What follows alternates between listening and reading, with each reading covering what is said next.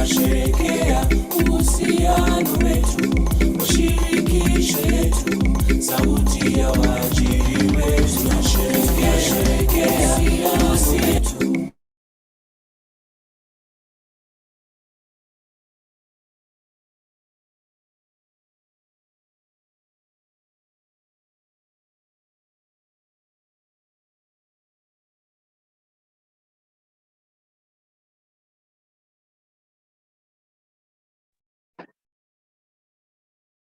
Good afternoon.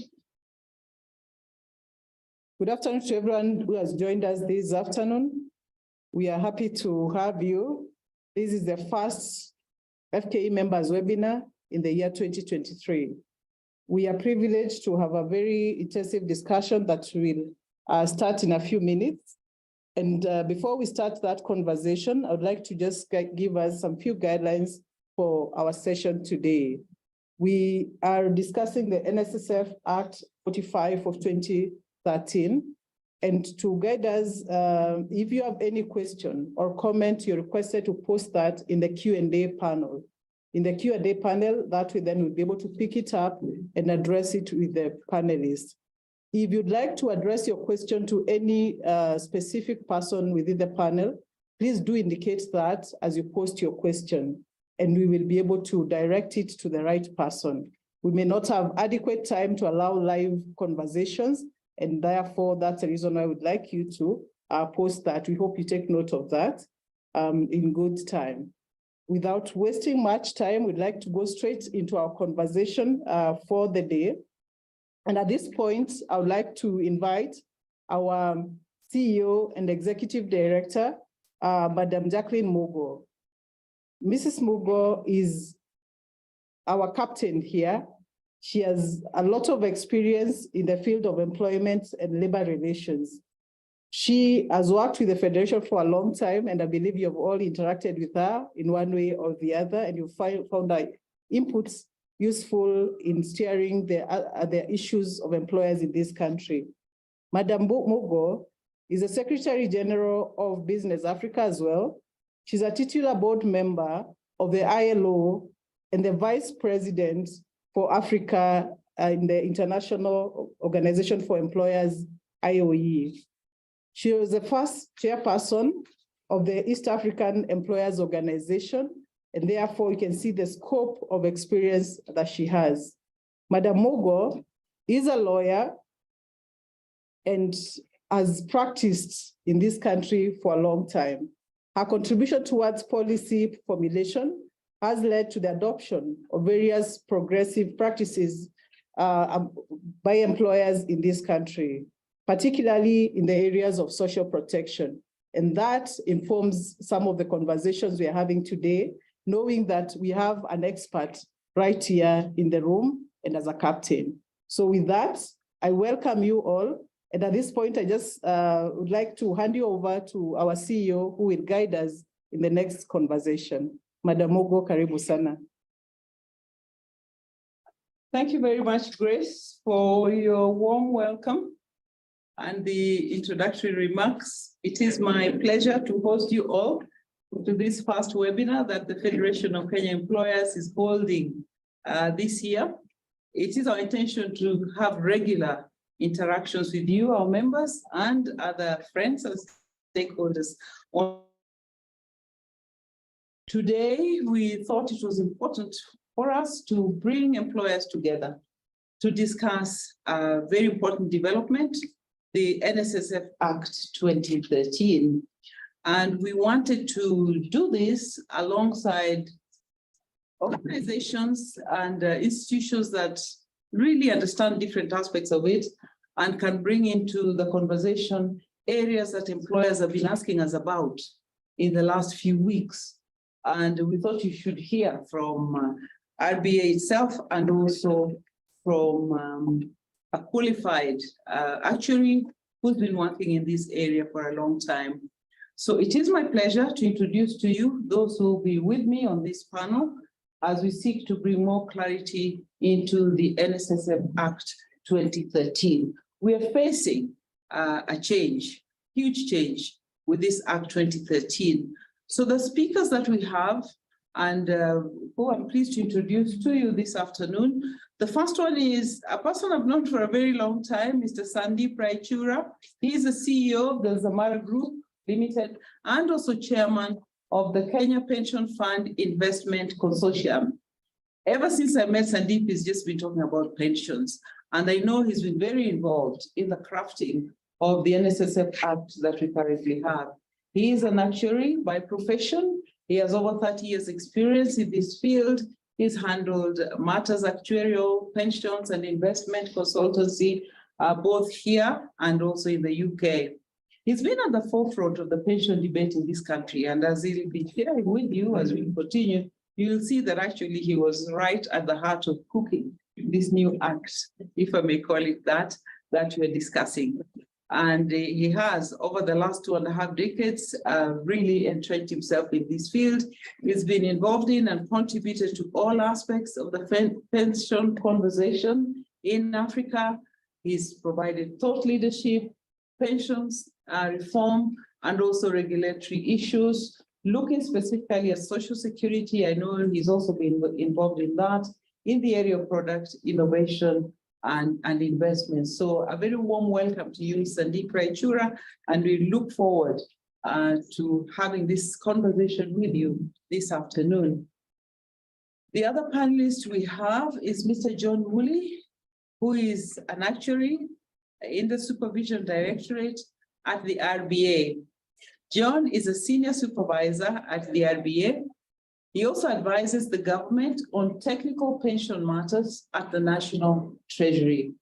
John has a wealth of experience in the pension space, which spans over 8 years. And he is a fellow of the Institute of Actuaries, UK, and a member of the Pensions Working Party of the Actuarial Society of Kenya. In short, John knows his stuff.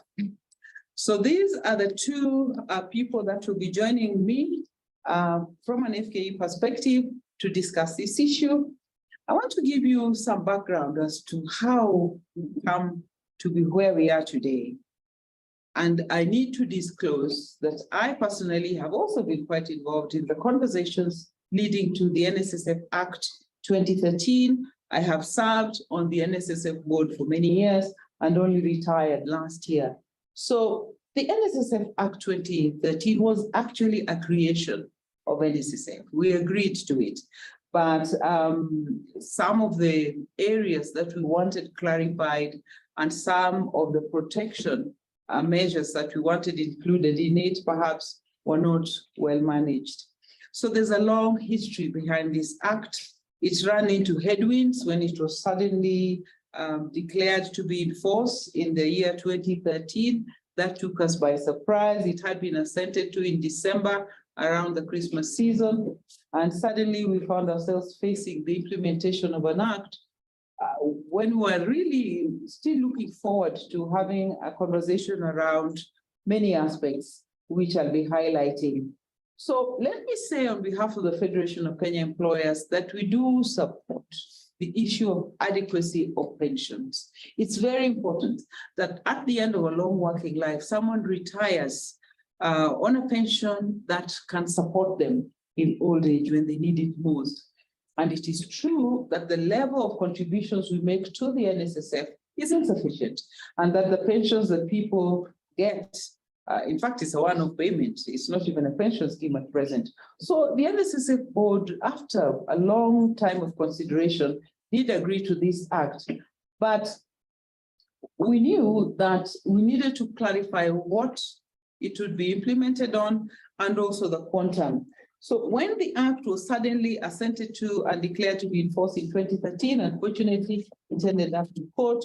We all know what the first decision was, and we find ourselves here today because of the most recent decision of the appeal court. So the process leading to the envisaged increase and improvement in retirement benefits for employees has unfortunately run into headwinds. The recent Court of Appeal judgment, I will not focus discussion on the details of the merits and demerits of it, but as employers, we honestly feel that the issues that we raised in the initial stages, when we went to court or employers went to court in the year 2014, have still not been addressed. It is important to have these issues addressed. Many members have asked us whether the FKE is now happy with the act, because we issued an advisory, I think it was last week, when the court decision came out. It is important that we say that when decisions are made by the courts or laws are passed, as long as that is what pertains as the law, the Federation then advises members to comply with it. And that is the position we find ourselves in. The Nssf Act was brought back into force by the decision of the Court of Appeal, which was recently issued. And that advisory sought to answer very many questions that employers were asking, what do we do now? Do we obey this act? Yes, as long as that is what still pertains. So that advisory still holds, it seeks to clarify. And some of those aspects is what we'll be discussing today. What does it mean? What is the level of deduction we have to make? What do we remit to Nssf? What do we remit if we have a private pension scheme? And these are questions that both Sandeep and John will help us to unpack. One of the key issues that we had and still have is how do we deal with gratuity as employers?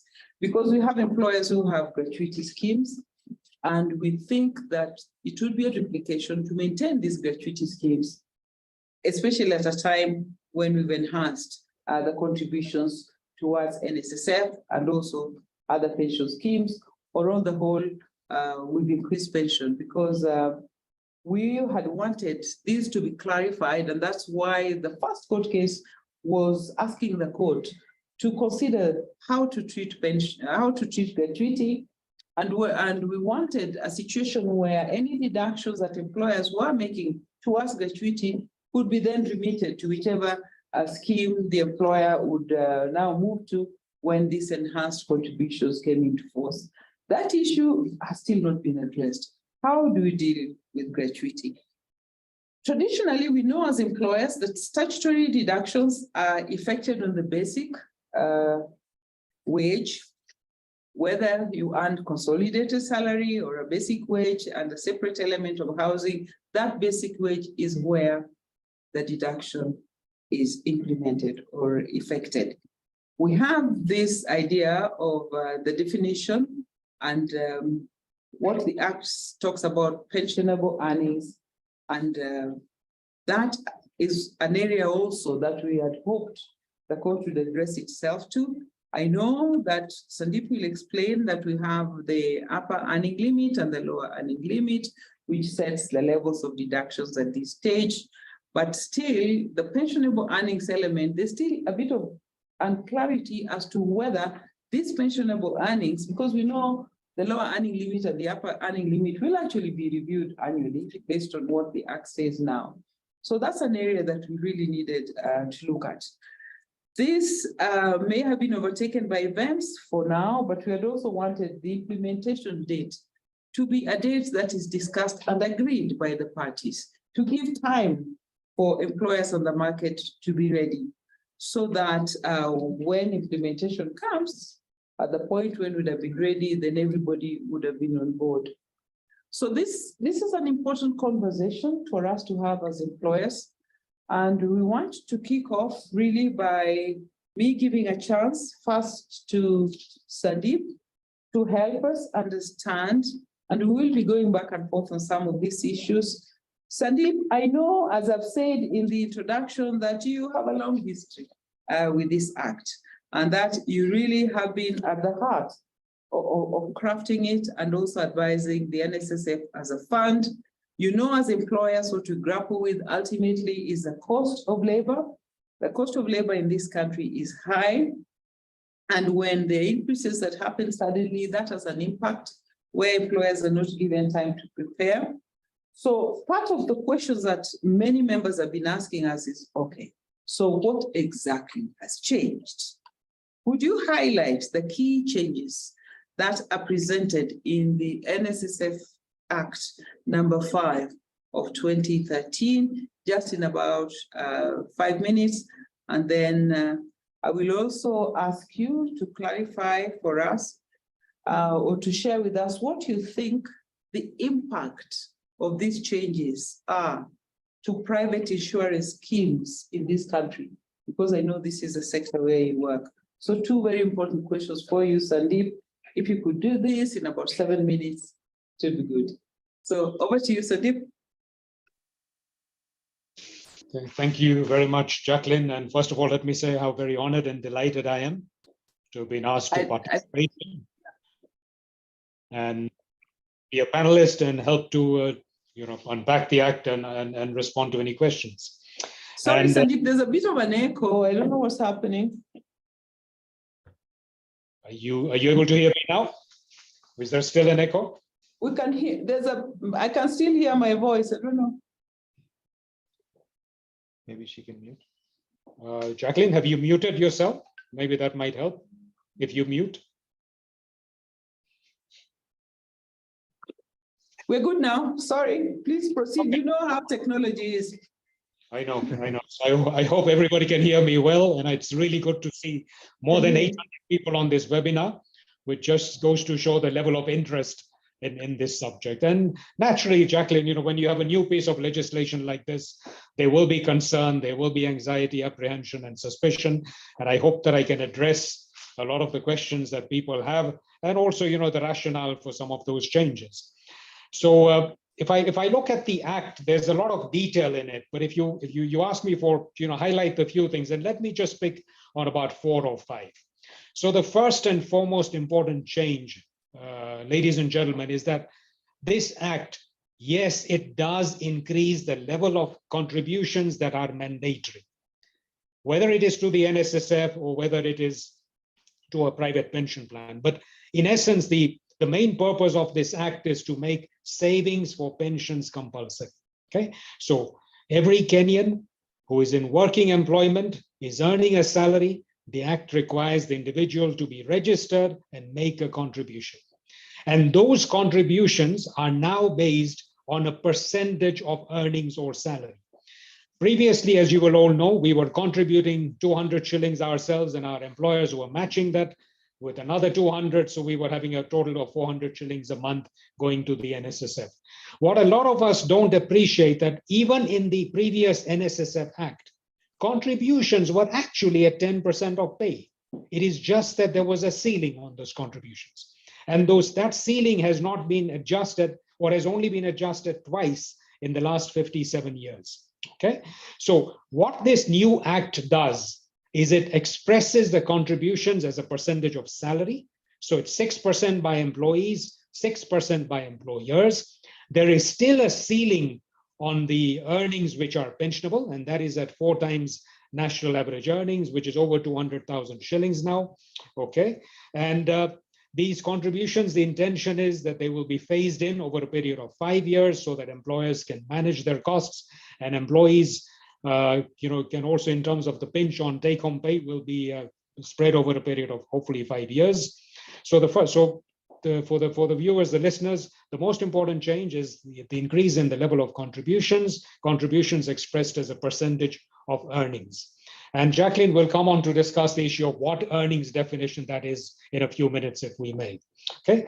The second thing is that together with the change in the contributions, there is a corresponding increase in both the range and the level of benefits that are provided. So there is a wider range of benefits that is provided by the new Nssf. It is expected that given the higher level of contributions, the benefits will be that much higher. And also, it's important to appreciate that these benefits, whereas the previous Nssf used to give us the benefits in the form of a lump sum. So when somebody retired or exited or died, all they got was a one-off lump sum payment, which was very, very low for starters, but also paid out as a bullet point cash payment. Under the new Nssf, the bulk of the benefit is taken as a regular pension. Okay, so when somebody retires, there will be a regular amount that will be paid. Only a small portion, up to a third, can be taken as cash. Also, future contributions will have to be preserved until retirement age. Okay, so statutory contributions cannot be accessed when people change jobs, as has been the case previously. Okay. The other very important change, and this is important for all those employers who operate their own schemes or are worried about what they will contribute to the Nssf, is that the Act allows that employers can opt out of making the second level of contributions, what is called tier 2. From the Nssf, they can put it to their own scheme if they have one, or if they don't have one, they can establish one or participate in an existing umbrella fund. So there is the facility to opt out, which is very important. And finally, this new Act also brings in a lot of measures to strengthen the corporate governance of the Nssf. So there are quite a number of checks and balances that have been introduced, a lot of safeguards to wrongdoing that have been introduced. For example, the Act very explicitly provides that the Nssf will be subject to the regulatory oversight of the RBA. It will need to comply with investment guidelines. The assets are invested by external investment managers held by external licensed custodians. Many of you may not be aware, but over 80% of the assets of the Nssf are not held by Nssf. They're actually held by external managers and custodians who are licensed by the Retirement Benefits Authority and the CMA. Also, there is a cap on the expenses that Nssf can have. So that cap is in place, and it will be carefully monitored. There are requirements on disclosures, benefit statements, annual general meetings, publication of financial statements. So a lot of checks and balances have been brought in. Okay, so those were the key highlights of the Act. And now let me turn to the second part of Jacqueline's question, which is, what impact is this expected to have on private pensions or the private insurance industry? And contrary to what a lot of people feel, actually, this Act will be highly beneficial to the private pensions industry. Not only will the pensions industry remain relevant, but it will actually flourish. Because let's look at it this way. Currently, Jacqueline, the number of employers, and Jacqueline, you would tell me how many employers we have in Kenya, but the number is more than 80,000. Maybe not all of them are members of FKE, but that's the number of registered employers in the country. The number who offer retirement benefits to their staff is just over 3,000. So there's a huge gap in the number of employers who offer retirement benefits to their staff. If I look at the people employed in the informal sector employment in the country, it's just over 3.1. The number of people who are actually contributing to a pension is just around 1 million. So there's close to 2 million people whose only source of retirement benefit is the Nssf. And so what the point I'm trying to make, Jacqueline, in response to your question, is that the size of the market is 3 times bigger than it is in terms of the size of the workforce, and almost 40 times bigger in terms of the number of employers. Okay, so to the extent that employers choose to opt out of second-tier contributions to the Nssf, yes, they will. The private pensions industry will significantly flourish. Okay, I hope, Jacqueline, that addresses both the questions that you had for me. So those people who feel that, and those people who are saying that this is the end or the death knell for private pensions in Kenya, I mean, I think it's not correct. Actually, the contrary is going to be true. Thank you very much, Sandeep. You've done very well and really managed your time in a commendable way. You've raised some fairly significant points there, talking to us about the impact and the level of increase of contributions. And you've talked about the ceiling in the savings and really the spirit of savings behind this. And even hope that this is actually a good move. I think those present will discuss that. And also talked about the tier 2 opt-out option for employers. One of the issues that keeps coming up is the issue about corporate governance and whether the funds are safe. I'm sure those listening will want to ask questions about that to be able to fully understand and to know what's in place. And also the issue about the impact of the increases on the private pension schemes in this country, which has been a key concern to us. And that really leads us very well to John. And one of the issues employers have been grappling with is RBA ready. to give us this opt-out arrangement, because I think it's important that they be given that comfort. So John, could you share with us the arrangement that RBA has put in place to support the implementation of this act and the changes that are envisaged? This idea of opting out of Tier 2, what is the process? And what are employers supposed to do so that they're not frustrated when they try to be exempted? I think that's the word, from having to remit Tier 2 contributions. So if you share this with us, then it would give us some insights. Thank you. Thank you very much, Madam CEO, and the entire FKE team, together with your membership, for inviting ourselves, RBA, as the industry regulator, to share a few insights on this subject matter, which I completely agree that it's a topical issue. I'm honored to have been sent to represent the CEO of RBA, who was not able to join you today. So as a start point, I think going straight to your question, I just want to confirm that RBA is very ready for this change. And I would support that by the following. And I'll just start by where Sandeep ended in terms of the contribution rates. So Sandeep alluded to increase in contribution rates, which are increasing from what we have been used to, 200 shillings by the member and 200 shillings by the employer, which essentially are increasing to 12% of the member's salary. Now, for majority of the employers or employees, this translates to an absolute figure of about 2,160 shillings. And for some employees, it is actually lower. So it is important to make that observation that for some employees, it will be lower than that.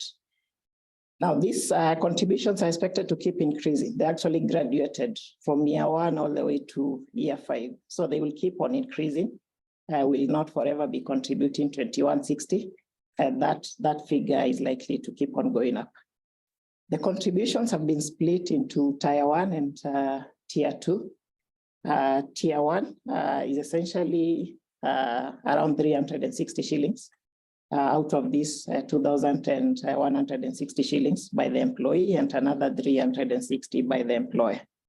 There is a Tier 2, which is significantly higher, which is about 720 by the employee and 720 by the employer. As I said, this is for majority of the employees, but not to everyone.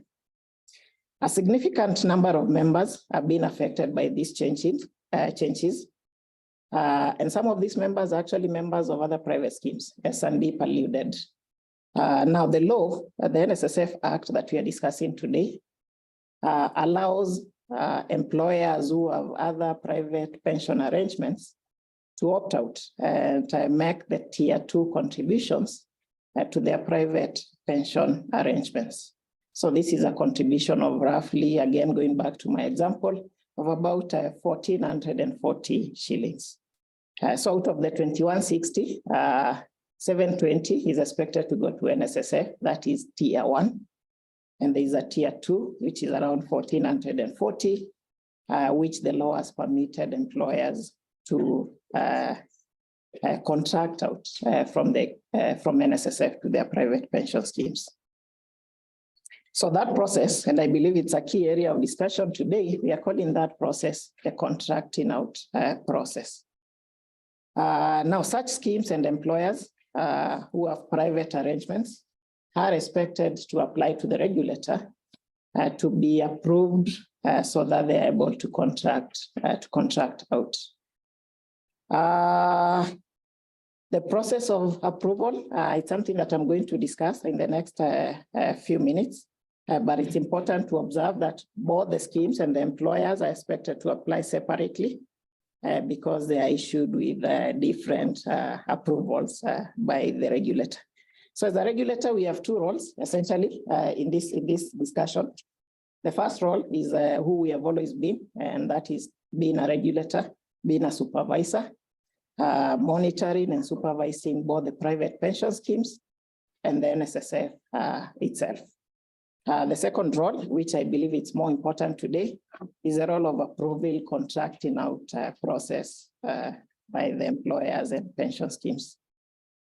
So how prepared are we? So we started by issuing a communication back around a week, actually a week ago, around 14th of February, 2023, which we published in the newspapers, just trying to tell employers, yes, there is an option for you to contract out and what that process would entail. So the authority is also in the process of issuing guidelines to the industry so that we can actually give you a step-by-step process of how you are going to contract out of Nssf, if at all you wish to. It's actually not mandatory for employers to contract out, but we have seen a lot of requests, a lot of interest for employers who want to contract out of the Nssf. So we are working on a guideline. These guidelines entails the documentation that is required from these employers and the timelines for contracting out. A very pertinent discussion at the moment, considering that most of the employers are currently working on their payroll, and some have even closed their payroll. So it's an issue of time. How fast can this be done? We are also actively sensitizing schemes, members, and other stakeholders, including service providers, on these changes so that we can try and create as much knowledge as we can so that everyone is at par in terms of knowing what the process entails. We have already received some applications from certain employers and pension schemes, and I just want to confirm that as an authority, we have a team in place. Our technical team is in place and ready to process those applications. We are further engaging or planning to engage the Nssf itself so that we can firm up on some of the areas where we have seen that we need to discuss in terms of giving a way forward on implementation of the Act. So yes, again, I just wish to confirm that RBA is ready. We have a team that is ready in place just to process those applications. But in the meantime, we are going to issue guidelines to the industry that will guide employers and pension schemes in terms of the contracting out process. Just as I conclude, I just wanted to look at some of the documentation that we foresee would be expected from employers. So we have an application form, which we are calling Form C1. This is a form that we expect employers to fill in and submit to the regulator. This form has certain information that we think it's critical in terms of compliance to the Act. We also require the employers to make a resolution. So if an employer has a board of directors, we need them to make a resolution just telling us that indeed the employer has agreed to opt out. An undertaking as well by the employers to contribute as per the Nssf Act, and that is with regards to the new contribution rates. We also required resolutions from the Board of Trustees of these schemes, agreeing that they're actually okay with accepting those contributions with regards to Tier 1, which I said that can be contracted out. So trustees as well need to sit and make a resolution that they do agree to accept those contributions and manage them based on the fiduciary role that they have in these pension schemes. Schemes are serviced by fund administrators. We also require a commitment from the fund administrator that they agree to comply with the provisions of the Nssf Act with regards to Tier 2 contributions. Employers are also expected to notify the affected members in terms of giving them a notice on the effect on their contributions and their benefits and their salaries. As a regulator, we also expect to receive a copy of those or that notice that is served to the members. And once we receive this documentation, the authority is then expected to issue what we are calling a contracting out certificate to the employers. For the schemes, remember I said the processes are 2 in 1. So the schemes as well are expected to apply to the regulator. We are also expected to conduct a check on the scheme and confirm that indeed it fulfills the requirements of the Nssf Act with regards to Tier 2 contributions. One of those requirements is an amendment to the trust deed and rules of the scheme, just accommodating the Tier 2 contributions from Nssf. I'm glad to confirm that majority of the schemes have actually done that.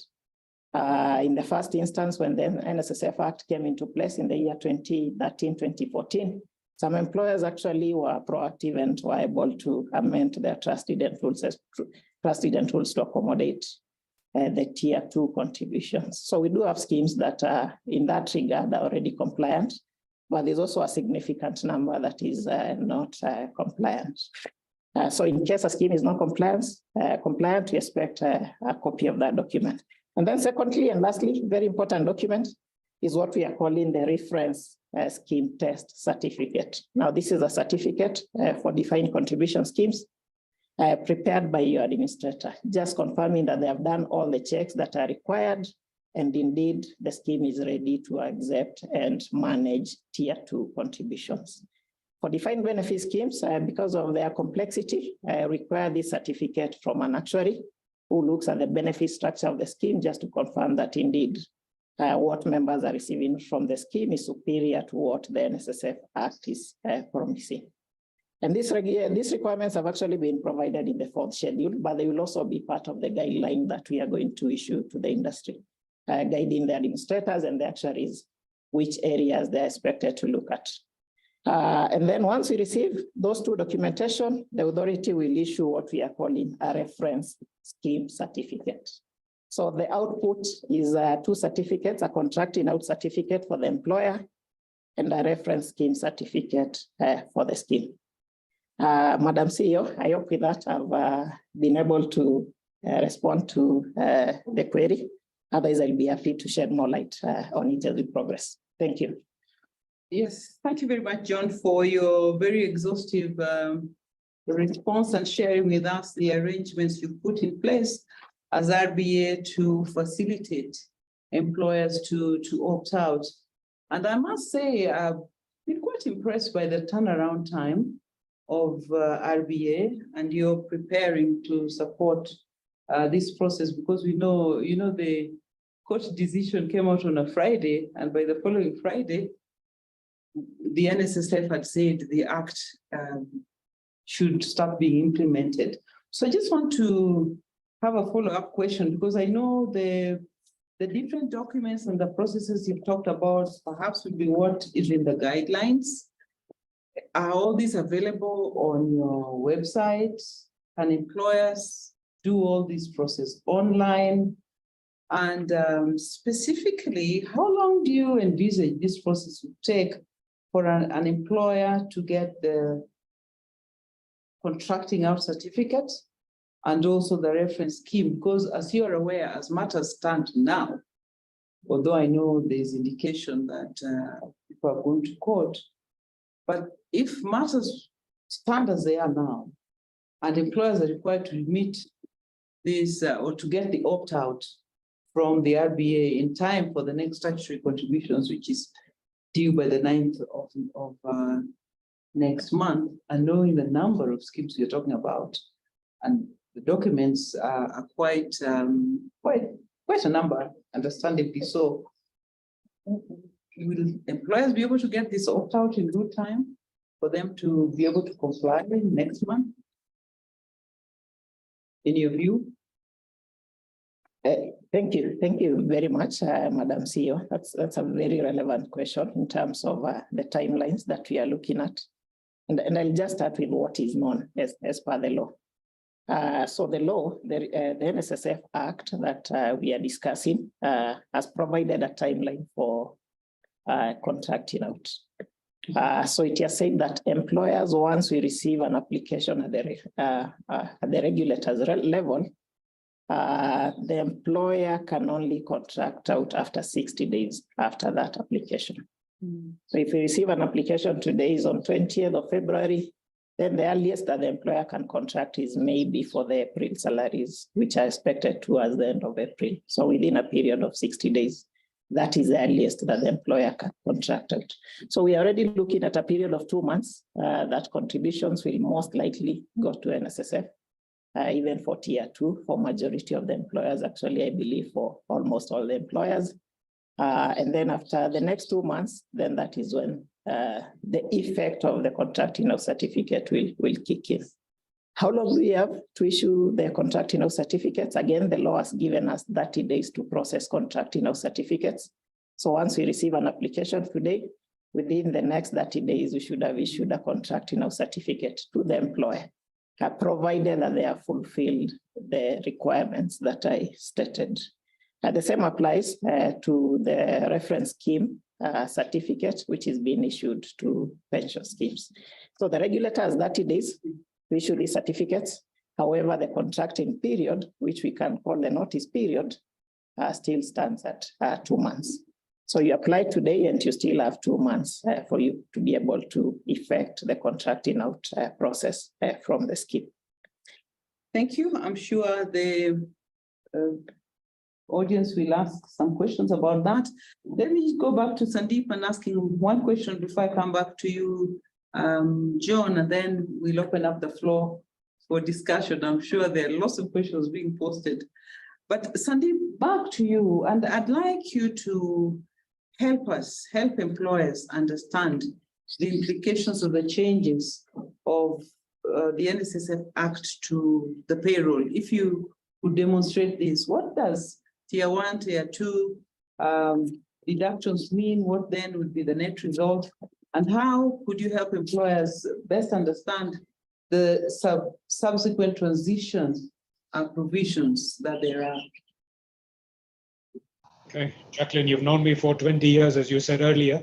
And one thing you know is that I'm maybe very good at the actuarial stuff, but not at the little maths. So for that, I've got my colleague Adil, who will very ably give us take us through a few illustrations to help us understand this tier 1, tier 2 very clearly, and how much goes to your own scheme and how much to NSSF and the transition. Over to you, Adil. Thank you, Sandeep. So thank you, Jacqueline, and good afternoon, everyone. Good afternoon. I'll just share my screen to illustrate, to go through a couple of illustrations. Can you confirm, Jacqueline, that you can see what I'm presenting? Very clearly, very clearly. You can proceed. Wonderful. So I think John talked on this a little bit as well, mentioning that there's a couple of things I remember him saying a few minutes ago that I wanted to sort of reiterate, which is the contribution of which you've seen a lot of, which is 1080, is based on the upper earnings limit of 18,000. If somebody earns less than that, they're not necessarily going to contribute that much.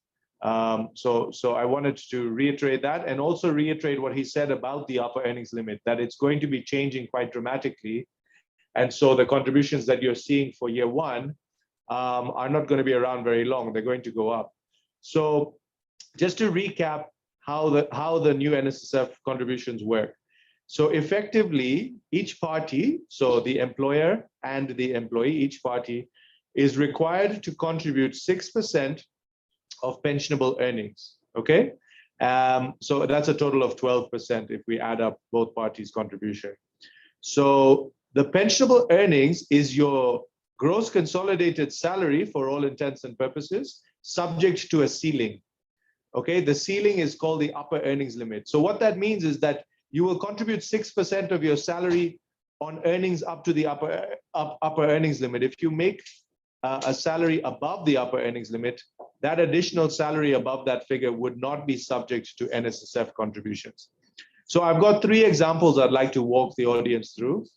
The first one is an illustration for somebody whose salary is 10,000 shillings per month. And before anyone tells me the minimum wage is higher than this, it's just for illustration. It could be a part-time worker, it could be a casual employee, etc. Okay, and so the first thing we need to do is calculate pensionable earnings. Now, in year 1, if my salary is 10,000 and the upper earnings limit is 18,000, then my pensionable earnings is 10,000, the lower of the two, right? The last column on this slide, I'll try and just put a laser pointer on it for a second. So this column here, so the column in the middle shows you what will happen in year 1. So effectively, what's going to happen this year. This column here is to try and show you what things will look like if there was no transition. So remember, there's a 5-year transition period, and over that time, the upper earnings limit will be changing dramatically. So I wanted to give you a sense of what will happen if there was no transition, to give you a sense of what the future looks like. Okay, so this column here is with an upper earnings limit of 160,000, because after the transition period ends, the upper earnings limit is defined as 4 times average earnings. And average earnings are around 40,000. So 4 times 40,000 is 160. Okay, the first example is relatively straightforward. We've got earnings of 10,000. Since the upper earnings limit is higher than that, our pensionable earnings is simply 10,000, and our contribution is 6% of 10,000, which is 600. Okay, and you can see that this member is contributing 600 today, and if there was no transition, they would also be contributing 600 because their entire salary is already pensionable under the Act. Okay, now the second part of the table over here, we show you how to split up the pensionable earnings. So the pensionable earnings of 10,000 would become 6,000 tier 1 earnings and 4,000 tier 2 earnings in year 1. Okay, and that's because tier 1 is your contribution on your pensionable earnings up to the lower earnings limit, which is 6,000 under the transition rules. Okay, so if we have a low earnings limit of 6,000, then our first 6,000 is tier 1, and the remainder of our salary, which is 4,000, is tier 2. We can then take 6% of each to calculate the 2 tiers. So tier 1 contribution is 6% of 6,000. Tier 2 is 6% of 4,000, which is 360 and 240. And look at that, it adds up to 600. So in terms of your question about the impact to the employer, for an employee who's earning 10,000 shillings, the contribution is going up. Sorry, just move the slide 1 second. Let me get back. The contribution is going up from 200 to 600. Okay, so the employee will have to contribute an additional 400, and the employer will have to contribute an additional 400 for this example. If I now move to the next example, in this example, I have an employee earning 100,000.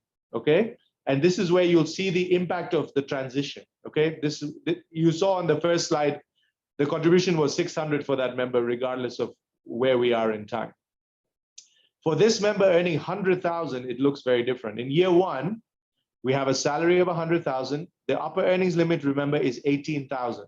Therefore, our pensionable earnings is 18,000. It's your salary up to the earnings limit.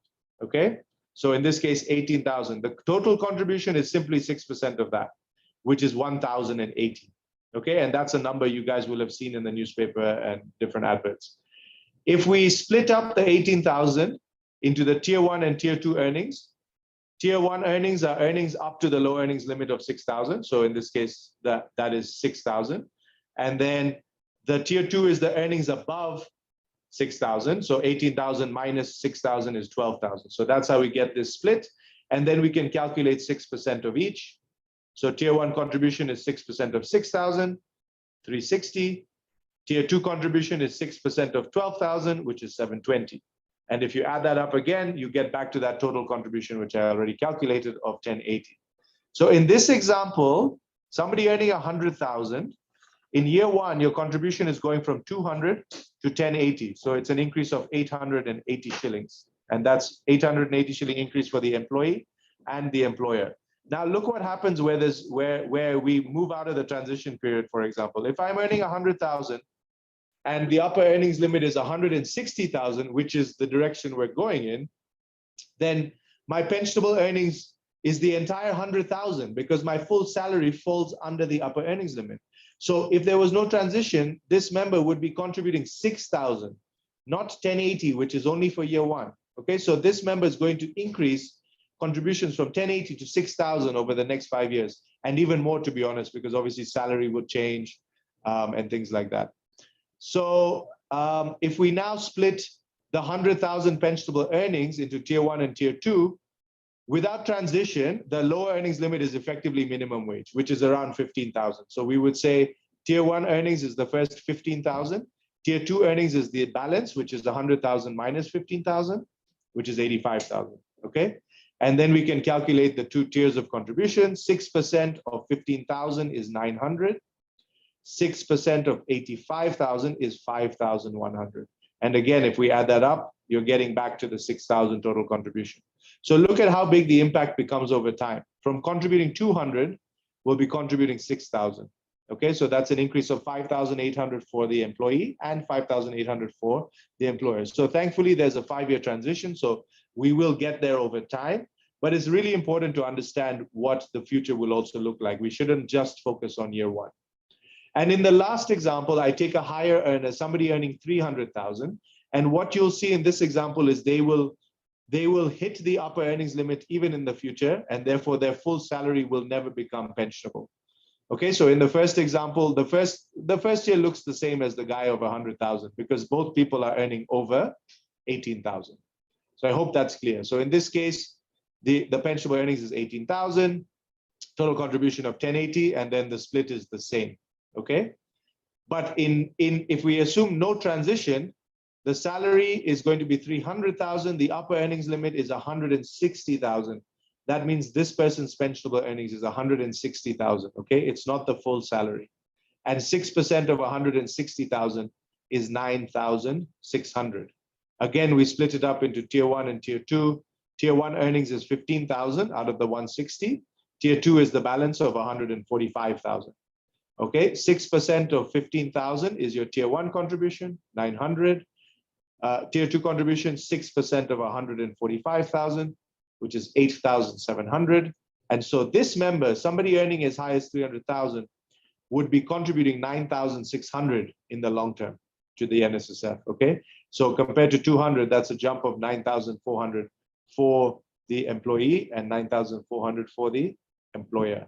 So that is really a summary of the impact on payroll in terms of the additional cost to the employer. So I'll give it back to Sandeep there, and hopefully that provides the clarity you needed.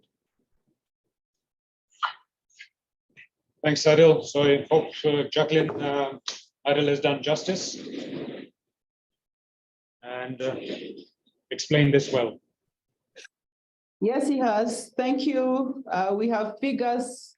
Our minds are racing. Just thinking about those figures and looking at the 9,600. But I'll leave it to the audience to respond. Thank you very much, Adil. And thank you, Sandeep, as well. Let me now, John, ask you the final question before we go to receive questions from the audience. And that's if you could highlight for us what the post-retirement process of accessing the money saved under Nssf and other occupational schemes is under this new arrangement, or will be under this new arrangement. Once again, thank you. Thank you very much. So the process after the member exits employment, and let's remember, a member can exit employment through various ways. You can resign, you can choose to take early retirement, you can fall sick, unfortunately, or you can even resign on normal grounds. So I'll start with retirement on normal grounds. So in case you are a member who is with an employer who doesn't have a private pension arrangement, it means that your full contributions, both tier 1 and tier 2 of what Adil was presenting, will go to Nssf. So Nssf will invest your money, and when you retire, your account will have a balance. So that balance, you will approach Nssf for payment. Now the law provides for a board of payment of those benefits, which I'm going to highlight shortly. The other thing that I want to point out is that for majority of us who have been transitioned to the new Nssf Act, we were also members of the former Act. And therefore there was a scheme which Madam CEO started by alluding, that was a provident scheme that was paying everything all at once. So for those benefits that we had saved prior to February 2023, the benefit will still be there. The scheme will continue to invest, that is Nssf. And therefore, when you retire, don't forget that you'll have two funds. You'll have what you had already saved up to 2023. And then there will be what you'll start saving from February 2023, which will be in the new scheme. Now, the former scheme will pay you everything all at once as they used to, or as Nssf used to, which is in form of a lump sum. But the new scheme will pay you your benefits in two forms. One form will be in form of what we call a pension, which is ideally a series of monthly income for life. And that will be about 2/3 of your benefits will be utilized to pay you that income. A third of your benefits will be paid as a pension. And that is a key difference between a pension scheme and a provident fund. The new scheme is a pension scheme. The former scheme was a provident fund. Therefore, as a member, you'll be entitled to a lump sum from the former scheme, which will continue to be a provident fund. And you'll be entitled to another lump sum from the new scheme up to a tune of 1/3. And 2/3 will be payable to you in form of a lifetime income every month. So that is one of the key differences that as members we need to realize that the new Nssf is bringing in. And Sandeep did allude to that. So let's go to the second category of members. So what happens to me if I'm a member of a private scheme and also a member of Nssf? So we have said that you can, or your employer can contract out of tier 2, which from Adil's presentation was the bigger chunk of your contributions. So that contribution will still continue going to your private scheme. And therefore, when you retire, you'll actually have 3 funds. You'll have one, for those of us that were in the former scheme, you'll still have the all provident fund savings, which will be paid to you in form of a lump sum. You'll have your tier 1, which must go to Nssf for all of us. So your tier 1 will be paid from Nssf. So Nssf will pay you 2 chunks of benefits. Provident fund has a lump sum, and then the tier 1 contributions and savings. And then you'll approach your private pension scheme, which will pay you both your current savings in that scheme together with the tier 2 of Nssf contributions. Now, just to point out that these private pension schemes are required to all separate records for tier 2. So the administrators actually to create a separate account so that they can track tier 2 contributions into Nssf. And therefore, from your private scheme, you'll get both your primary contributions, which is what you've been making in that scheme, whatever employers decided for you, together with tier 2 contributions from Nssf. What is the manner of accessing tier 2 contributions from Nssf? Again, the same approach. 1/3 of it will be paid in form of a lump sum, and 2/3 will be paid in form of a pension or another arrangement that's a bit complicated for today's discussion. We call it an income drawdown arrangement. Now, I did say that you can as well choose to exit from employment through various other ways. You can withdraw from employment, you can resign, you still become entitled to your pension benefits. However, the Nssf benefits have been preserved, and therefore, unless you are at the age of 50 and above, you can't access the Nssf benefits, both tier 1 and tier 2. You can only probably access what the private scheme has saved for you. But the Nssf benefits have been preserved in that regard. So for those members, they have an option to transfer. So if you're moving, say, from one employer to another, you can actually transfer your full savings, including the Nssf savings, tier 2, to another contracted out pension arrangement, if you're moving on to an employer who has another pension arrangement. Or you can as well transfer it to an individual pension arrangement, provided that scheme has actually contracted out from Nssf. So that would be the arrangement. As I said, the key difference is that you can expect to receive part of your benefits from Nssf in form of a monthly income, which is a key deviation from what we used to have in the previous arrangement. Thank you very much, Madam CEO.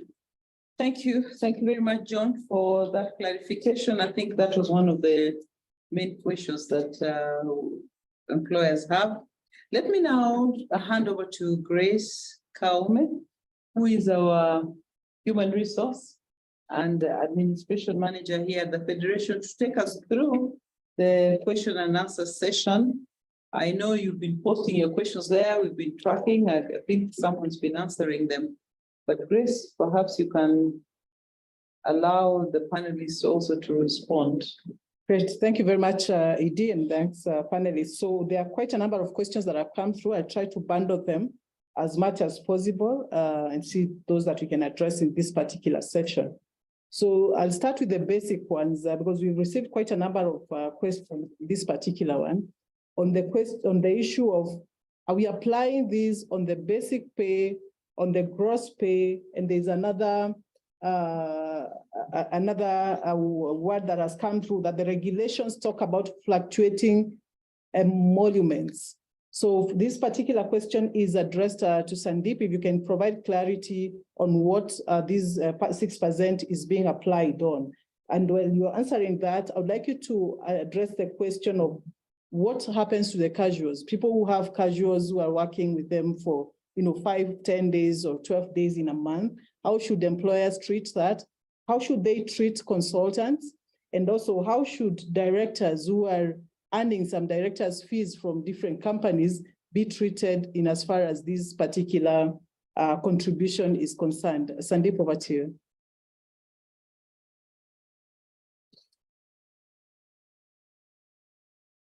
Sandeep, are you there? Sorry, Grace, I was just trying to unmute. Okay, Grace, okay. So let's take the first one, which is a very good one on, is it basic pay, gross pay? And then what is this, how does one look at fluctuating emoluments?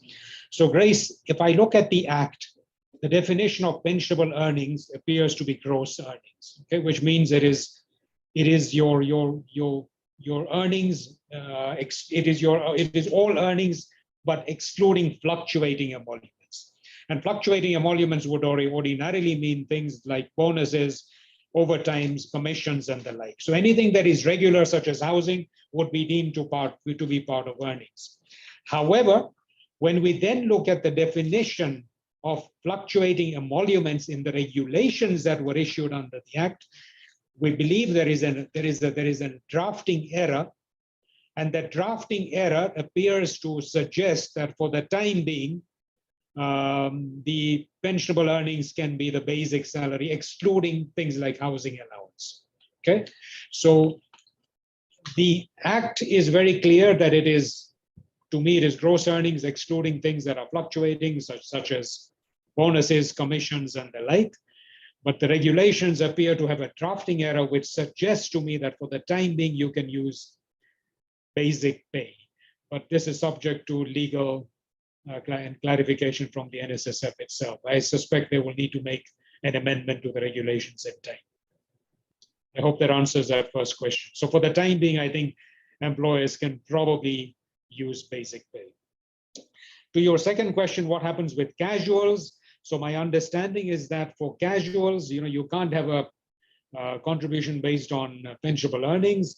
So the indication is that the cabinet secretary will prescribe a daily rate to be paid in respect of casuals. If you look at the previous Act, it talked about a special contribution for casuals. The new Act provides that there will be a daily rate that the cabinet secretary will issue, but they haven't issued it as yet to my knowledge. Okay, to be honest with you, I'm not quite sure on how to deal with directors. My understanding is that consultants, they would file their own returns, so they would probably be deemed to be self-employed, and they can make self-employed contributions to the new Provident Fund. I believe the mandatory contributions would not apply to them. But I think this is another area where some sort of legal clarification will be needed. Okay. Great, thank you very much. So we come to John.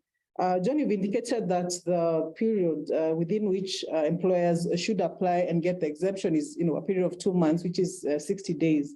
So there are questions coming through and asking, in these 60 days, what should employers do? It's February now. Does it mean that they're supposed, and especially those who have more superior schemes than what Nssf is offering, should they remit Tier 1 and Tier 2 with the new rates and still continue contributing to their private schemes, which are already superior to what Nssf is offering? Should they hold one? If so, which one should they hold? Over to you, John. Hi, thank you. Thank you. I actually expected that question. Yeah, so it's a valid concern for members because, as Madam Jacqueline alluded, one of the biggest concerns for employers is the issue of cost. So when we are discussing an element that might introduce an issue of double cost for the employer, something that the employers may not want. And even us as a regulator, we have a mandate to protect the interest of employers in these pension schemes, because pension schemes are voluntary. And therefore, we have one of our key interests is actually to protect their interests. Now, going straight to the question, as I said, some employers introduced provisions in their trust deed and rules back in 2013, 2014, which allows for Nssf contributions. So if you are an employer who your trust deed and rules allows you to actually net off current contributions to your private arrangement, you net off what is going to Nssf, then in that regard, we can say that you are almost covered, because you can actually net off the tier 2 that you have to contribute in the first 2 months. Because the way we see it, it's like every other employer must at least make 2 months contribution of tier 2 to Nssf because of the 2 months notice period, according to the current law, unless that is revised or considered by Nssf. So in the first 2 months, you can actually net off your tier 2 contributions to Nssf from your current contributions to your private arrangement. So that will assist you to overcome the issue of double cost, where you have to contribute both to Nssf and to your private scheme. However, there is a catch. There are some schemes that have not met those provisions.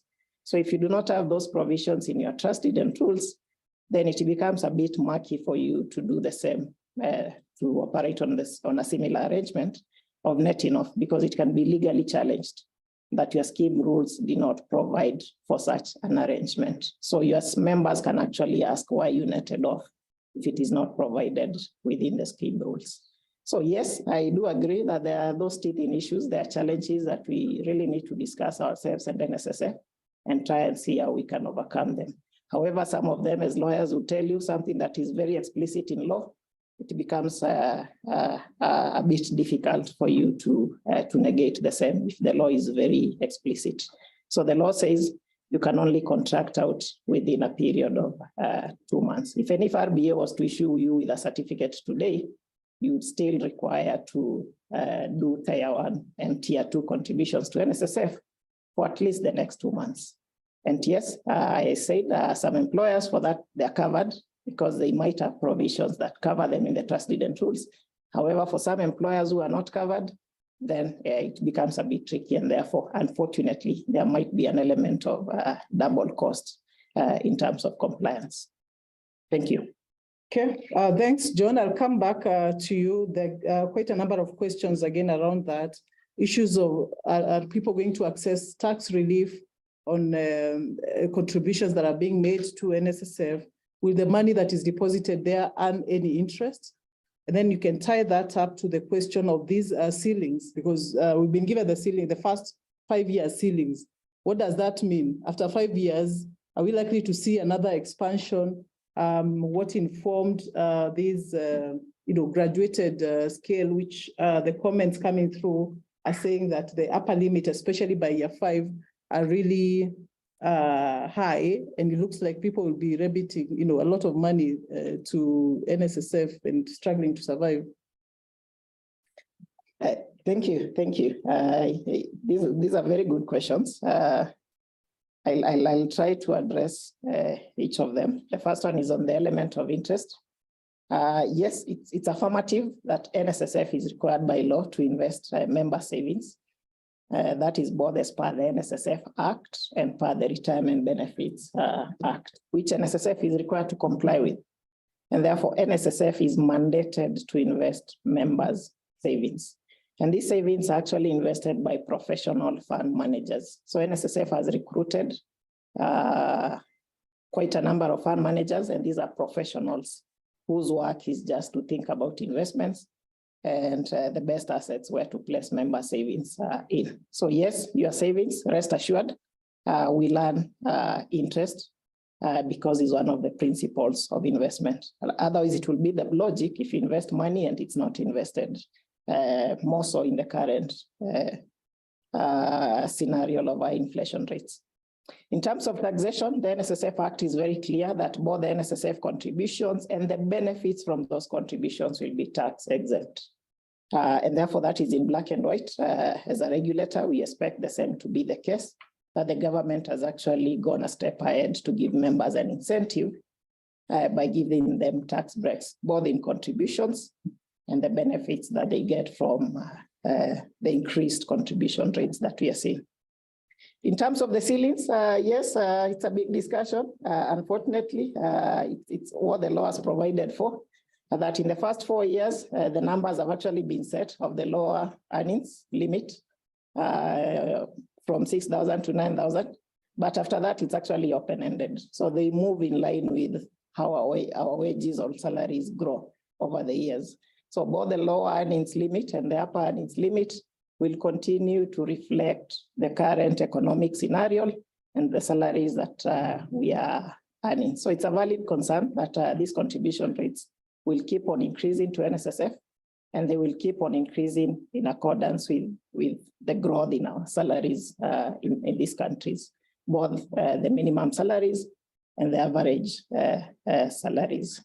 That one, unless we are to have engagements with government and Nssf and to see and try whether that can be amended. Unfortunately, at the moment, it remains to be the same. However, as an actuary, having practiced in this industry for quite some time, I would say that having contribution rates that reflect your salaries, it's actually a good thing because there is inflation. If you contribute a constant amount, like we have been doing, 200 shillings, over time it will be overtaken by the inflation effect. And therefore the value of your savings will actually be eroded. So it's actually a good thing to have your salaries or your contributions to a scheme, whether a private scheme or Nssf, reflect either your salary or the salaries in the economy, because they actually grow in line with inflation in the country. Thank you. Thanks, John. So back to Sandeep, as we almost get towards the end of this Q&A session, there are questions around voluntary contributions and whether those are allowed within the new act, the Nssf Act of number 45 of 2013. How is that to be treated? What happens to employees who are on probation and employers currently do effect pension contributions upon confirmation? How should they treat that for such employees? And then who applies, who makes an application for employees who have private schemes, which are probably not necessarily sponsored by the employer? Sandeep, over to you.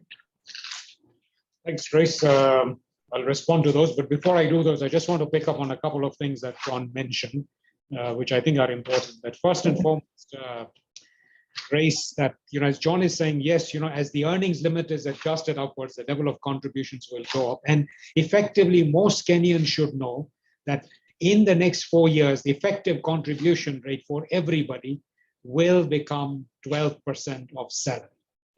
Okay, so there is a graduation, there is a transition, but the eventual aim is that for those contributions to get to the 12% for almost everybody. Okay, and I think Adil even explained that as the limit goes up, effectively everybody's earnings will be below that upper earnings limit. So the effective contribution will be 6 and 6, which is a total of 12. Okay, and I think it's important for employers to plan on that basis. Okay, so let me just take the next questions. And so when it comes to voluntary contributions, yes, the Act has a provision for there to be voluntary contributions over and above the statutory contributions, and those would go to the new Provident Fund and can be taken in cash, and they will also earn interest. So there is a provision for voluntary contributions, whether it is through the NSSF or through your own private pension scheme, if you have opted out. Okay, a good question around probation. So the retirement benefits regulations require that if somebody joins an employer, they must be admitted to a pension scheme within 12 months of joining. So the waiting period to join a scheme cannot be more than 1 year. Now, when I look at the Nssf Act, it is silent. It appears to suggest that those contributions kick in immediately. Now, we feel that, look, this is one area where clarification is needed because there's no point in admitting somebody who, if they are not confirmed, you will just have made contributions for 3 to 4 months or whatever it is. So this is an area that clarification will be needed from the Nssf as well as the RBA. The next question is, when it comes to private schemes that are not associated with a sponsor, such as umbrella funds, who makes the application? It would be the sponsor of that private scheme, whether it's an umbrella scheme or a personal pension plan, that would make the application for contracting out to the RBA. Okay, I hope that answers those specific questions. But Grace, whilst I've got the mic, I just wanted to ask, there's a huge amount of concern around the immediate implementation of the Act. And everywhere we go, the biggest question is, this is happening in the middle of our financial years, in the middle of our budgets, adjusting payrolls, everything, all these things take time. To what extent, would the FKE write to the Nssf or the policymakers to request an extension? Because if you remember in 2013, when the Act came in, it was assented to in December 2013. It was supposed to come into force on the 14th of January 2014, but actually the implementation of the contributions was delayed to May 2014 to give employers time to be able to put their payrolls, to be able to do the opting out if they wanted to. And this time around, it appears that that time is not being given, right? And that is why there's an element of surprise, that this has been sprung on employers, okay? So I'm not sure, Jacqueline, I believe you're still there. Is there a way that, you could still write? We have done so. Would it help if others did the same? I am still here. I will address it when I'm concluding, Sandeep. Okay. Thank you for that very important question. And it's really one of the questions coming through. Yeah. Great, thank you. I think we'll take one final round, and this time we'll go back to John. There are questions coming through then on penalties. What happens for employers who are not able to comply immediately or over a period of time? Is RBA giving a grace period, even though they have indicated the effective date is indicated? And if so, what are the penalties? What are the employers supposed to be aware of as they start off in terms of costs should they not comply? Thank you. That's another pertinent question. Now, and I just want to clarify that yes, there are penalties that have been provided for in the law, and these penalties are not from the regulator. These penalties are payable to the provider, who is Nssf. And Nssf is one of the schemes that we supervise and license. So the penalties, just to be clear, are not payable to the regulator. Ourselves, we do not have a timeline for employers to apply for contracting out because we said it's voluntary. As an employer does not have to contract out of Nssf. They can choose to make Nssf contributions and at the same time continue to manage their private scheme. So as a regulator, we do not have timelines for employers to apply for contracting out. We are leaving that to the employers to decide when they will be ready to apply for contracting out. And therefore, in that regard, we do not have any penalties for the same. I think the worst we can do is to declare an employer who has applied a contracting out certificate, and there would be reasons why I would choose to do that. So the penalties are payable to Nssf, and I just want to confirm, yes, there are penalties if you do not comply, I believe, of 5% of the contributions that you should have remitted to the scheme. And therefore, the law expects full compliance. And therefore, I'll just go back to what Sandeep requested, that if they can be engagements to extend the period of compliance so that it gives the employers a grace period to be able to comply. I think that would be the best approach at this moment. Because as I said, a lawyer will tell you if you have something that has been provided for in law, then it becomes a bit tricky for you to negate it. So as it stands, there are penalties for not complying with the Nssf contribution rates. The best way we can do with that probably would be to have engagements to extend the period of compliance. Thank you. Great, thank you. And the last one for Sandeep is around employers who have private schemes, either with umbrella schemes or their own, but the contribution rates are below the 6%. Does it mean that those schemes then become redundant immediately, or what happens?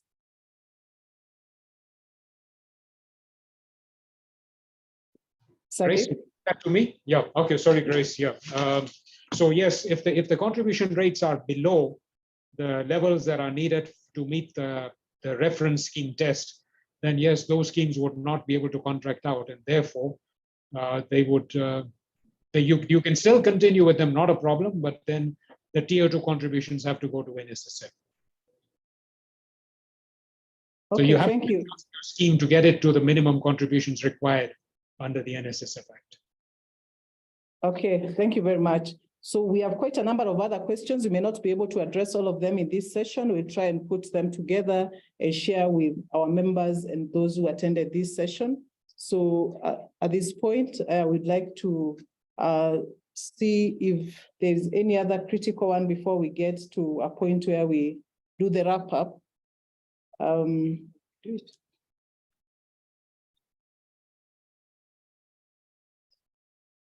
Yeah, so at this point, I'd like to hand over back to my CEO so that we look at the discussions that came through. Most of the others, I think we cover in the documentation that will be issued out from FKA. Thank you very much, Grace, for taking us through that process very well. This has been a very interactive session, albeit virtually for most people, around the implementation of this Nssf Act 2013. Indeed, part of the challenges we have is the speed with which the changes have come. And that has put us in a bit of a spin, to be honest, as employers. And as members have kept on asking, and really in conversations with different stakeholders, it's clear that the lead time that Nssf has given the immediate implementation of the demand for immediate implementation has some real challenges for employers. When the court issued its decision, we did try to engage, and I know there was that discussion about the lead time. This is something employers have asked for a very long time, that when a change happens, could we be given time to adjust? And you see, now, even having listened to both Sandeep and John, you can tell that much as everybody would want to do the right thing, there are practical challenges. So we will continue engaging Nssf when the memo or the notice came requiring immediate implementation. To be honest, we were surprised. But I think there's a lot of pressure about implementing this so that we can start saving towards pension, which is a good idea. But retirement is a long-term thing. And as you can see, you'll be accessing those pensions, at least under the new law, only when you're 50. So I will undertake on behalf of FKA to continue engaging. This matter, I think, has taken a life of its own. It's very much in the public domain, but it is important to carry everybody along when this kind of change happens. The contributions you have made have highlighted the need, I think, for clarity on a number of areas, the need for further engagement on making this contracting out possible, because the RBA is stuck with a 2-month time lapse, which they have to honor, and employers are stuck with the 9th of March deadline. So somehow we have to find a way forward that works as a country for us to be able to comply. It is not feasible for employers to pay twice for the same benefit. And we frequently find ourselves in these kinds of challenges. So we hope that there'll be some meeting of minds on this particular issue so that we make it possible for businesses not to have to pay twice.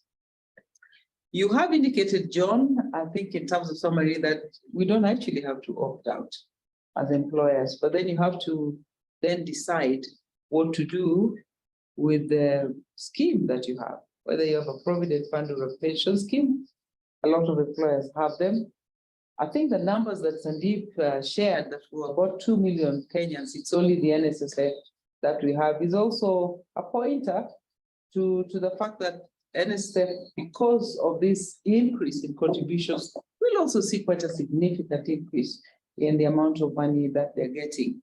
But as a country, I think dialogue is important so that we manage the change well. As employers, we've also had I think the warning, the pointer, the advice from Sandeep that we shouldn't focus on year one, focus on 5 years from now, significant increase that we will have in the level of pension contributions that we make. This would be a good thing for those who would be retiring on a decent pension.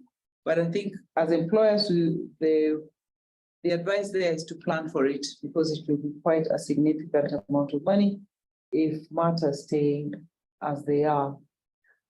So that is what I want to say for now. I want to give my two panelists a chance to give some very brief 1 minute or 30-second parting shot, one key message you want to give the audience before we wrap up. So let me start with John. Your parting shot. Once again, thank you, Madam CEO. I would wish by once again thanking the FKA for inviting us to engage with your membership in this forum. We are delighted to have participated. We also want to appreciate the attendees who have attended in big numbers. It is our hope as your panelists that you a few hints here and there that can assist you. As a regulator, I want to point out that we do welcome the changes. We have actually been for the Act, and we have been for this Act just for two primary reasons. The first one is that the Act is for sure going to deliver more superior retirement benefits to members. And as a regulator, we have a key interest in promoting government policy in assuring that members that exit from employment have a source of livelihood in their retirement. So the fact that it's actually increasing those benefits as a regulator, it's something that we do welcome. Secondly, it is playing a critical role in our economy. We are increasing savings, and therefore our cost of borrowing is likely to come down, which would mean that we can make investments and our factories and industries can actually grow, which is actually a boost to our economy. And let's remember that these savings actually invested in the same economy. So a growing economy, it's actually a good thing for our savings. But we are, as a regulator, very much alive to the fact that all this needs to be done within a framework where it's a win-win for everyone. Employers have a cost to meet. Members are looking at the benefit, but they also have a cost to meet. So we are trying to look at a win-win scenario where no one feels oppressed by the other party. Then finally, we do give our commitment as a pensions regulator that we are going to give our support to the employers and the industry at large so that they can comply with the provisions of the law. Thank you very much and have a wonderful evening. Thank you very much, John, for that parting shot. Sandeep, over to you in 1 minute, your parting shot. Yes, Jacqueline, I will stick to the 1 minute. And as I said earlier, yes, of course, a piece of legislation of this type evokes a lot of emotion, concern, and even annoyance when you look at when you look at social media. People see this as a draconian piece of legislation, yet another tax on already overtaxed Kenyans, and coming at completely the wrong time, at a time when the economy is not doing well. But I feel that if we appreciate that, look, the purpose of this act is very noble.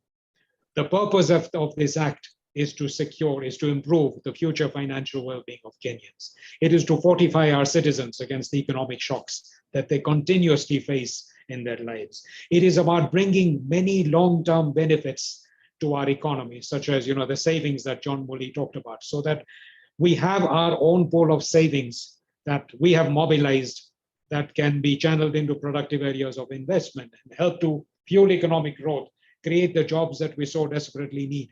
Those savings will help to reduce the cost of borrowing in our country. So yes, there is a lot of short-term pain, but I believe it should be, there is a lot of long-term gain with a piece of legislation of this type. My only plea is if there were just a little bit of a grace period that could be given to employers so they don't feel this sense of panic and are able to plan over the next 2-3 months and comply, which I believe everybody wants to do. So thank you, Jacqueline, again for inviting us and giving us a chance. To those employers on the call on this webinar who want advice around design, administration, very, very happy to help you as well. Thank you. Thank you very much, Sandeep. Very valid views. We as employers, as I started by saying, support the idea of employees having decent pension. It's unfortunate that the implementation of the Nssf Act 2013 keeps running into headwinds because of the rush with which we implement change in this country. It is our appeal that time be given for employers to prepare for the change, because pension is a long-term arrangement. We are going to be contributing to this for a long time. So it's important that we get it right. It's also important that we take into account the overall cost to business and perhaps review the levels and give it more time, because we must also keep people in employment. Employees are struggling, and the level of contributions for some is quite significant. If you increase the 200 bob by 10 times what it is. So that's the conversation we need to have as a country. I think employers and FKA in particular has often been misunderstood on this issue. We do not object to the increase in pension, but the way of getting there is where we need to engage so that we have a win-win and we achieve the long-term plan that we have. This was important, an important conversation with you, our members, because when we talk to government, we need to carry your voice with us and to know where your pain points are. And a lot of members are logged in. There are some non-members who are not logged in. The Federation of Kenya Employers membership is open to all employers doing business in this country, whether you're small, whether you're large, whether you're an NGO, and in any sector. So I would invite you to join the membership of the Federation. All you have to do is go to our website to see that, so that when we speak on your behalf. We also have a lot of training programs to build your capacity and competence. We invite you to take part in these training programs, which help you to understand the law, starting with the Nssf Act and many others that we are running, including one that is running tomorrow on managing discipline, and also on labor laws later on in this month. I want to wrap up by also inviting you members to join and log into the Federation's portal. We have a members portal where you can just go using your company name, log in there, and you'll be able to access our services online. This is a conversation we want to keep alive. We will engage the Nssf as I've undertaken, hoping that they will give some reprieve to employers to be able to get the opt-out from the RBA within the 2 months. That is actually the period we had asked for. We had asked for 6 months. When that wasn't possible, we asked for 3 months. When that wasn't possible, we asked for 2 months. So I was like that man in the Old Testament who was praying and asking God, if there are 100 people in the city, will you spare us? If there are 50, and he went down to 10, but that didn't happen. But I think the window is not closed yet, because the 9th is still, that gives us a few days, and we'll keep you informed should that happen. I want to thank John and Sandeep very much for enriching our conversation and for sharing with us your deeper understanding of the role of RBA and also the implications of this act on employers. For those of you who logged in, there's still some 878 people logged in. Please, if we didn't specifically answer your question, we're still available, and you can engage us if you're stuck, so that we are able to clarify any aspects that we need to clarify, and also to hold other conversations such as this, should there be need. We'll keep you posted if there are any developments. I know there are court processes that are happening. Again, we'll keep you posted on the developments in that regard. For now, from us here at the Federation of Kenya Employers, asanteni sana, and let us stay engaged. For now, kwaheri.